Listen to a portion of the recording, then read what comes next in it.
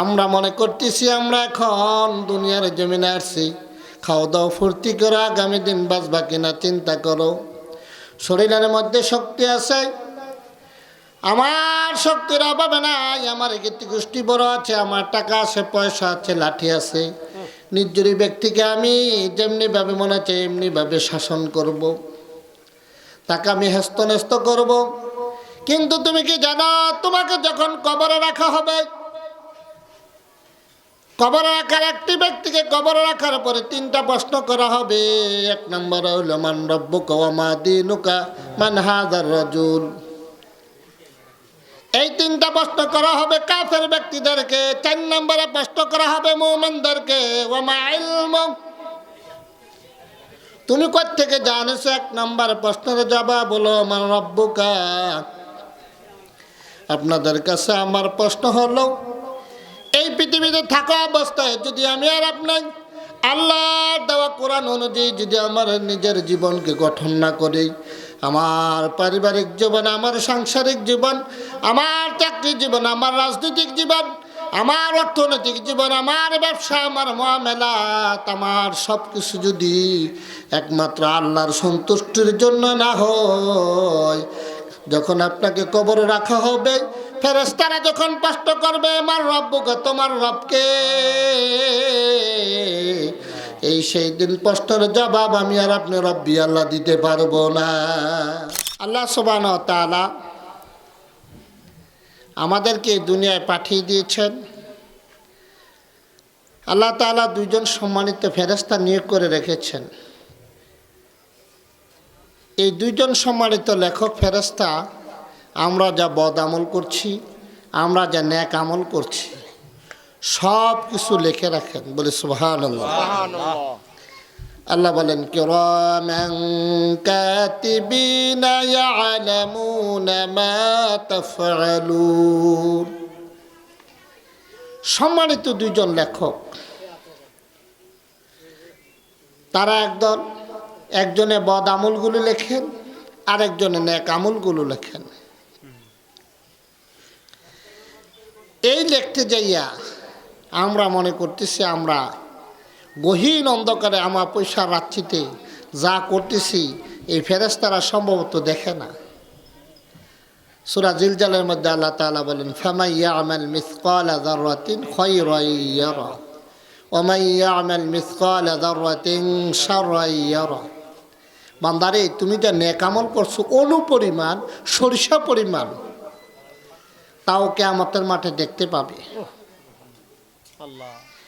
আর তুমি যা বদ আমল করেছো রে বান্দা, কিয়ামতের মাঠে তাও তোমার সামনে তুলে ধরা হবে। আমরা মনে করতেছি আমরা এখন দুনিয়ার জমিনে আসছি, খাওয়া দাওয়া ফুর্তি করো, আগামী দিন বাঁচবা কিনা চিন্তা করো। শরীরের মধ্যে শক্তি আছে, আমার শক্তির অভাবে নাই, আমার কীর্তি গোষ্ঠী বড় আছে, আমার টাকা আছে, পয়সা আছে, লাঠি আছে। নির্জনী ব্যক্তিকে আমি যেমনিভাবে মনে চাই এমনিভাবে শাসন করব, তাকে আমি হেস্তনেস্ত করব। কিন্তু তুমি কি জানো, তোমাকে যখন কবরে রাখা হবে, কবরে রাখার একটি ব্যক্তিকে কবরে রাখার পরে তিনটা প্রশ্ন করা হবে। 1 নম্বর হইল মান রব্বুকা ওয়া মা দীনুকা মান হাযার রাজুল। এই তিনটা প্রশ্ন করা হবে কাফের ব্যক্তিদেরকে। 4 নম্বরে প্রশ্ন করা হবে মুমিনদেরকে, ওয়া মা ইলমুক, তুমি কোথা থেকে জানেছো? 1 নম্বর প্রশ্নের জবাব হলো মান রব্বুকা। আপনাদের কাছে আমার প্রশ্ন হলো, এই পৃথিবীতে থাকা অবস্থায় যদি আমি আর আপনার আল্লাহর দেওয়া কোরআন অনুযায়ী যদি আমার নিজের জীবনকে গঠন না করি, আমার পারিবারিক জীবন, আমার সাংসারিক জীবন, আমার চাকরি জীবন, আমার রাজনৈতিক জীবন, আমার অর্থনৈতিক জীবন, আমার ব্যবসা, আমার মুআমালাত, আমার সব কিছু যদি একমাত্র আল্লাহর সন্তুষ্টির জন্য না হয়, যখন আপনাকে কবরে রাখা হবে, ফেরেশতারা যখন প্রশ্ন করবে আমার রব্বুকে, তোমার রবকে,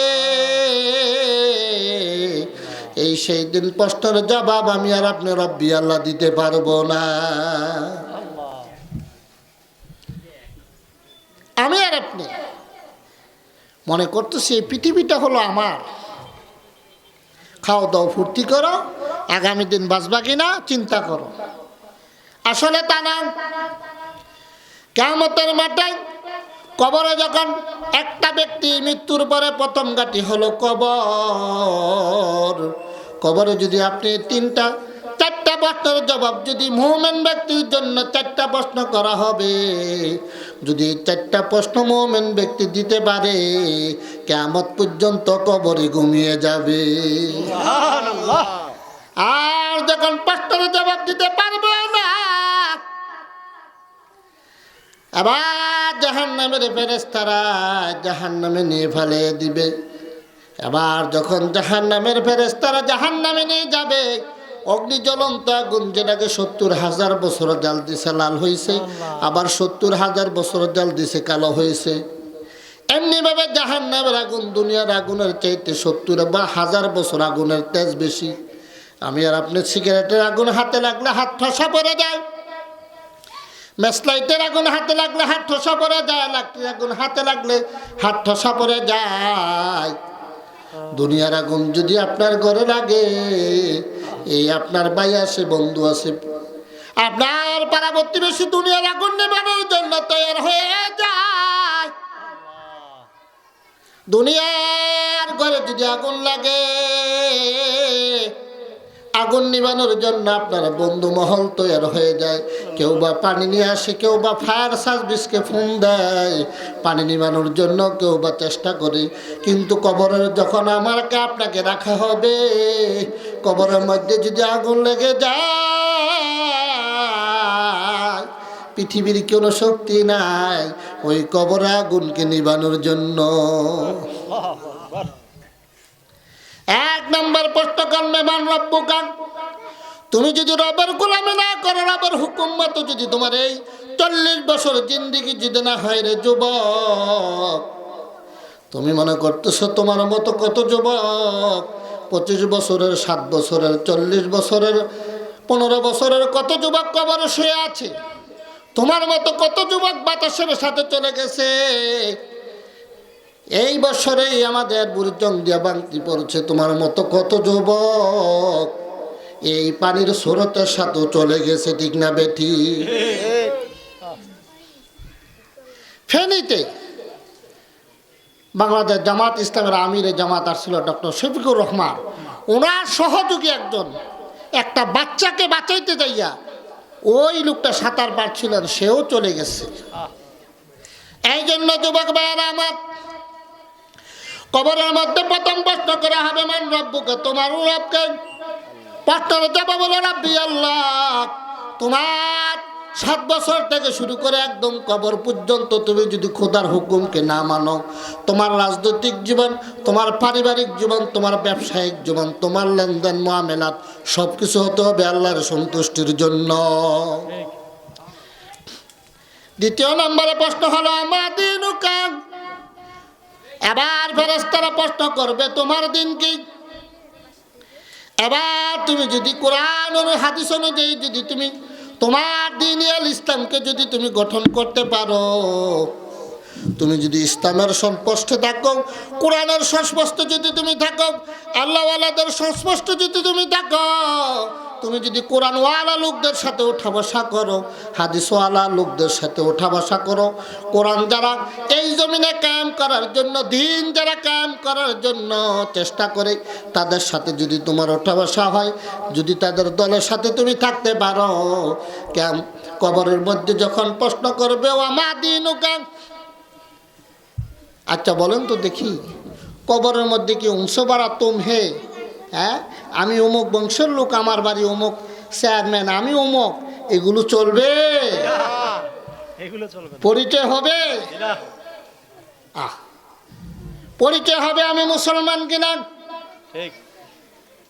যখন প্রশ্ন করবে আমার দীনুকা, তোমার দিন কি, তুমি যে দুনিয়ার সমস্ত মতাদর্শের দিকে তোমায় দৌড়াচ্ছ, কালমার্সের মতাদর্শের দিকে তুমি দৌড়াচ্ছ, লেনিনের মতাদর্শের দিকে তুমি দৌড়াচ্ছ, দুনিয়ার মানুষের মন গড়া মতাদর্শের দিকে দৌড়াচ্ছ, কিয়ামতের মাঠে জড়বে যখন বলবো আমা দীনুকা, তুমি প্রশ্নের কি জবাব দিবা বলো দেখি? তুমি তো সেই দিন বলতে পারবা না আমার দল কার্ল মার্কস, আমার দল অমুক, আমার দল তমুক। যদি তুমি দুনিয়ার মতাদর্শের দিকে দৌড়াইয়া তোমার জীবনটা যদি তুমি পার করো, মানুষের মতাদর্শ তৈরি জীবনে যদি তুমি পার করো, কিয়ামতের মাঠে আমার দিনুকা বলতে দেরি, তুমি দ্বীন আল ইসলাম বলতে পারবা না। এত সোজা না। এটা কি মামুর বাড়ির আবদার? হ্যাঁ, মামুর বাড়ির সম্পদ পাবো, আমার ওটা না দিলে লইয়ে যাবো জোরে। কত বাদশা, কত রাজা এই পৃথিবী থেকে চূর্ণ বিচূর্ণ হয়ে গেছে। আপনারা সাজ্জাদের নাম শুনছেন না? সাজ্জাদ সুন্দর করে ব্যস্ত বানাইছিল না একটা? ওই সাজ্জাদ যখন ব্যস্ত বানাইলাম, ডোলডাল নিয়ে একদম ব্যস্ত দেওয়ার জন্য রানা দিল, ঘোড়ার পিঠে উঠলো। আর যখন বেহেস্তের মধ্যে তার পাওটা পড়বে, তেমনি ভাবে আল্লাহ তাআলা ফেরেশতা আজরাইলকে ডাকে, আজরাইল যাও তুমি সাজ্জাদকে রুহখানা এই মুহূর্তে নিয়ে আসো, তার পাওটা যাতে জমিনে না পড়তে পারে। গোড়ার থাইকা যখন পাওটা জমিনে দিবে, এই মুহূর্তে তুমি আজরাইল তার রুহুটা টানিয়া নিয়ে আসবা। এবার আজরাইল দেখে বলে, বাবু এত কষ্ট করে জান্নাত বানাইলো, একটু ঘুরতে সময় দাও। আমার আল্লাহ বলে ওয়াটার হয়ে গেছে, আর বিলম্ব করা দরকার নাই। আজরাইল ওই মুহূর্তে সাজ্জাদের রুহখানাটা নিয়ে আসছে। আমি আর আপনি কি নেতা? এই জন্য আমি অনুরোধ করব, আমার ধর্ম হবে ইসলাম, আমার ধর্ম হবে কোরআন, আমার ধর্ম হবে রাসূলের সুন্নাহ। আল্লাহর নবী বলেন, তোমরা ততক্ষণ পর্যন্ত জান্নাতে প্রবেশ করতে পারবে না, লা ইউমিনু আহাদুকুম হাত্তা আকুনা হাব্বা ইলাইহি মিন ওয়ালিদিহি ওয়া ওয়ালিদিহি ওয়ান নাস আজমাইন। তোমরা ততক্ষণ পর্যন্ত ঈমানদার হতে পারবে না যতক্ষণ না তোমার স্ত্রী পুত্র সন্তানাদি, তোমার টাকা পয়সা দ্বন্দ্ব চাইতো আমি নবীকে বেশি ভালো না বাসবে। সুবহানাল্লাহ। এই মানে এই না তুমি নবীর ভালোবাসা চাইবা, মানুষের মতাদর্শ দিয়ে ইসলাম, মানুষের মতাদর্শ দিয়ে রাজনীতি করবা, এই মানে ইসলাম না, এই মানে রাসূলের ভালোবাসা না। রাসূলের ভালোবাসা হইল রাসূল যে কোরআনে আন্দোলন করেছে, কোরআনে আন্দোলনের সাথে তুমি শরীক হইতে হইবে। তুমি মানুষের মতাদর্শ দিয়ে তুমি নামাজের ভিতরে বলবে আল্লাহু আকবার, আল্লাহ বড়, আল্লাহ মহান, বাইরে যাইয়া বলবে না আল্লাহ বড়, আল্লাহ মহান না। বাইরে যাইয়া তোমার স্লোগান না রে তাকবীর আল্লাহু আকবার হবে না। তাহলে তোমাকে যখন কবরে রাখা হবে, ওমা দিনুকা, তোমার দিন কি, তুমি দ্বীন আল ইসলাম বলতে পারবে না। কথায় কাজে কর্মে মিল থাকতে হবে, ঠিক না বেঠিক? এই জন্য আমি আর আপনি খেয়াল করতে হবে, আমি কোন দিকে যাচ্ছি, আমি কোন দিকে খাচ্ছি, কোন দিকে হাঁটছি। আমার হাঁটা, আমার চলা বসা, আমার উঠা, আমার মুআমেলাত, আমার ব্যবসা বাণিজ্য, আমি ব্যবসা করতে যাই কসম কাটু মোমকটা অত টাকা আমার কিনা পড়ছে, আসলে অত টাকা কিনা পড়ে নাই, তাহলে বোঝা গেল তোমার ব্যবসার মধ্যে ঝামেলা ঢুইকা গেছে, ঠিক না বেঠিক? এই জন্য তোমার ব্যবসা হতে হবে সৎ ব্যবসা। তোমার রাজনীতি হতে হবে কোরআন সুন্নাহ মতো রাজনীতি। তুমি যদি মানুষের তৈরি করা রাজনীতি দিয়া কবরে যাও, যখন তোমাকে বলবে ওমা দিনুকা, সেই দিন তুমি কইতে পারবানি আমার মার্কা ছিল হইডা। কইতে পারবেন? কইতে পারবেন? যখন তোমাকে প্রশ্ন করা হবে ওমা দিনুকা, তোমার দিন কি ছিল? তুমি তো নামাজের জোহরের পরে বের হয়ে গেছো, আল্লাহু আকবার বলে। আল্লাহু আকবার অর্থ হলো আল্লাহ বড়, আল্লাহ মহান। আল্লাহ কি? আল্লাহ মহান, আল্লাহ বড়, আল্লাহ মহান। কিন্তু তোমার রাজনীতির মধ্যে আল্লাহ শব্দ নাই। এই রাজনীতি দিয়ে তুমি কবরে জান্নাতে যাইতে পারবা না।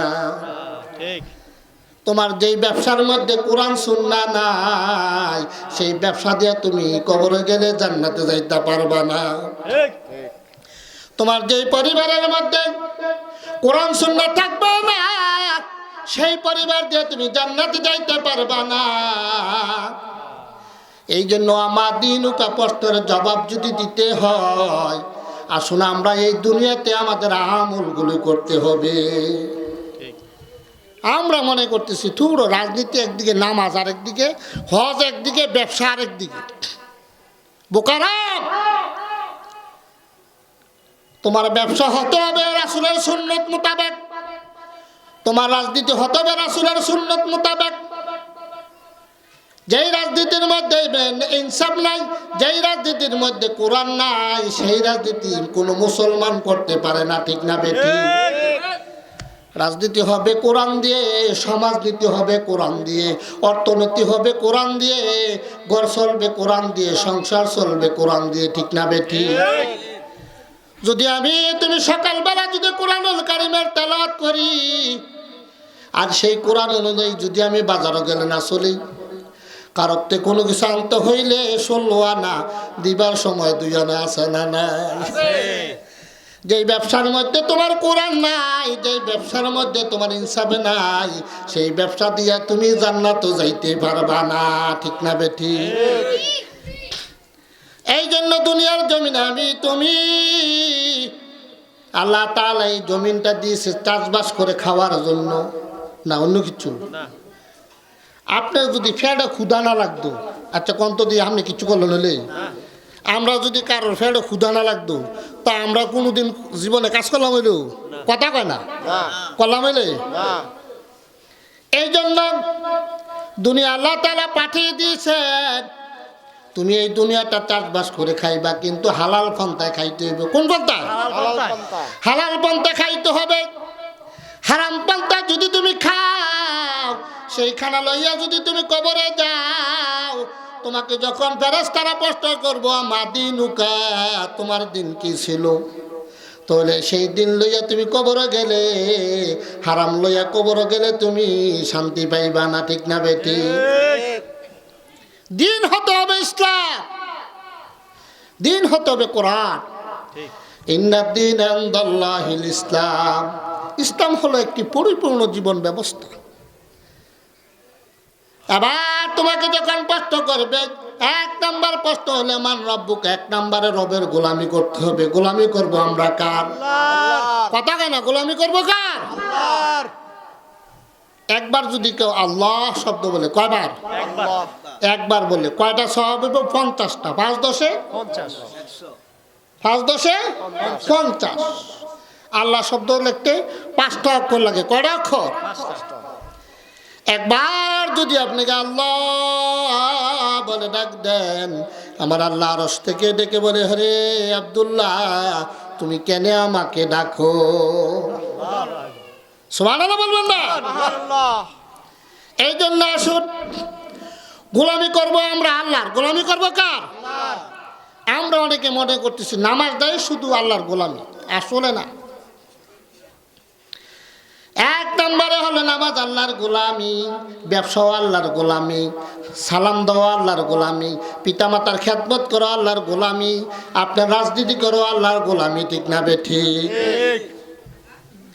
এই জন্য 1 নম্বর প্রশ্ন হলো মান রব্বুকা, খোদার গোলামি যদি তোমার এই 63 বছর জিন্দগির মধ্যে যদি না থাকে রে বন্ধু, তুমি যত বড় রাজনীতিবিদ হও, তাহলে কিয়ামতের মাঠে কবরে যখন তোমাকে প্রশ্ন করা হবে, প্রশ্নের উত্তর তুমি দিতে পারবা না। 2 নম্বর প্রশ্ন হলো মা দিনুকা, যখন প্রশ্ন করবে ও মা দিনুকা তোমার দিন কি, সেই দিন কইতে পারবেন নি আমার দিন হেইদা, আমার দিন এইদা, কইতে পারবেন? হ্যাঁ। এই জন্য আমরা ফিরে আসতে হবে কার কাছে? কোরআনের কাছে। কার কাছে? সেদিন আমরা বলে দিন আল ইসলাম, আমাদের ধর্ম কি? ইসলাম। আমার ধর্ম হচ্ছে ইসলাম, আমার ধর্ম হচ্ছে কোরআন। কিন্তু আমরা নামাজে বলি আল্লাহু আকবার, বাইরে গেলে কইনি আল্লাহু আকবার। হ্যাঁ, বোঝা গেল রাজনীতির মধ্যে আপনার নামাজের মধ্যে মিল নাই। সেই রাজনীতি করা আমার আপনার দরকার নাই, ঠিক না বেঠি? তারপরে প্রশ্ন হলো আমার হাজার রাজুল, ওই লোকটিকে কবরের মধ্যে আপনাকে প্রশ্ন করবে মান হাজার রাজুল, ওই লোকটিকে। আপনার যে 3.5 হাত বডির মধ্যে জুড়ে রাসূলের সুন্নত না থাকে, হিন্দু না মুসলমান তাও চিনা যায় না, আছে না নাই? কথা কেন আছে না নাই? এমন লোক খদ্দর পাঞ্জাবি গায়ে দিয়া হাঁটতেছে, আপনি আরে সালাম দিচ্ছেন, এত আমি তো হিন্দু না, সালাম দিচ্ছি, কিন্তু আছে না নাই? আবার আমাদের দেশে অনেক হিন্দু আছে একদম বড় দাড়ি, আমার দাড়ি কি বড়, তার চাইতে আরো 6 গুণ বড়, এত বড় দাড়ি, আছে না নাই? এই জন্য মুসলমানের এটাই ছিল 1 নম্বরে হইল রাসূলের সুন্নাত, টুপি মাথায় দেওয়া হইল দায়মি সুন্নাত। তোমার মাথায় যখন টুপি থাকবে, মুখে যখন দাড়ি থাকবে, তুমি যখন মারা যাইবা তোমার সব কিছু খুলে রাইখা দিবে, এই দাড়ি দিলে তুমি কবর যাইবা, ঠিক না বেঠি? রাসূলের সুন্নাত যদি তোমার অন্তরে না থাকে, রাসূলের প্রেম যদি তোমার অন্তরে না থাকে, রাসূল মদিনা রাষ্ট্রের প্রেসিডেন্ট ছিল, তুমি যদি বাংলাদেশের রাষ্ট্রের প্রেসিডেন্টের রাসূলের পক্ষে যদি কাজ না করো, মানুষের তৈরি করা মতবাদ দিয়ে ওই মতবাদের দিকে যদি তোমার 500 টাকা টাইনা লইয়া যায় গিয়া, তাহলে বোঝা গেল পর কবর যখন প্রশ্ন করবে মান হাজার রাসূল, ওই ব্যক্তিকে হাজা নবী মুহাম্মদ রাসূলুল্লাহ সাল্লাল্লাহু আলাইহি ওয়াসাল্লাম, আমরা আল্লাহর নবীকে চিনতে পারবো না, ঠিক না বেটি?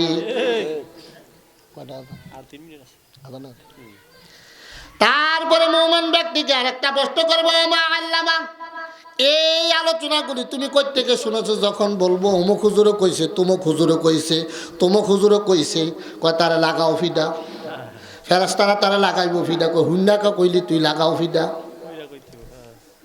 এই জন্য যখন বলবো মা আল্লামা তুমি এই কই থেকে শুনেছো, আমরা বলবো কিতাবুল্লাহ, আল্লাহর কিতাব। কই থেকে শুনেছি? কিতাব। কথা কয় না, কই থেকে?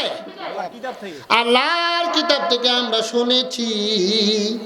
এই 4টা প্রশ্নের জবাব যদি দিতে পারে তাহলে সেই ব্যক্তি মুমিন। সেই ব্যক্তি কি? এখন আমার আপনাদের কাছে প্রশ্ন হলো, এই 4টা প্রশ্নের উপযুক্ত কি দুনিয়া কামাই করা নাকি কবরে গেলে কামাই করা? দুনিয়ায় আমি আর আপনি এগুলো কামাই করে কবরে যাইতে হইবে। মেট্রিক পরীক্ষা সামনে আসতেছে, মেট্রিক পরীক্ষার আগে যদি আপনি আইএ পরীক্ষার গাইড পড়েন, পরীক্ষায় গেলে কি পাস করবেন না হেল করবেন? হেল করবেন। আমি এর আপনার দুনিয়া থাকা অবস্থায় যদি এই 4টা প্রশ্নের যদি কাজ না করি, দেখা যাবে আমি আর আপনি কবরও গেলে ফেরেশতারা ডান্ডার বাড়ি ছাড়ার কোনো উপায় না, ঠিক না? ঠিক। সম্মানিত হাজিরিন, আসুন, মান রাব্বুকা, গোলামি করবো কার? আল্লাহর। ওমা দীনুকা, আমাদের দিন কি? ইসলাম। আমরা ইসলাম অনুযায়ী চলবো, কোরআন অনুযায়ী চলবো। আরেকটা রাখো, আমার নেতা তোমার নেতা, অমুক নেতা তুমুক নেতা, আছে না নাই? কয় অমুক নেতার চরিত্র ফুলের মতো পবিত্র, আছে না নাই? আচ্ছা কন্ত দেখি ফুলের লগে নেতার কোনো সম্পর্ক আছে? তো কয় কি কয় না? আমরা বলবো আমার নেতা তোমার নেতা বিশ্ব নবী মুস্তাফা।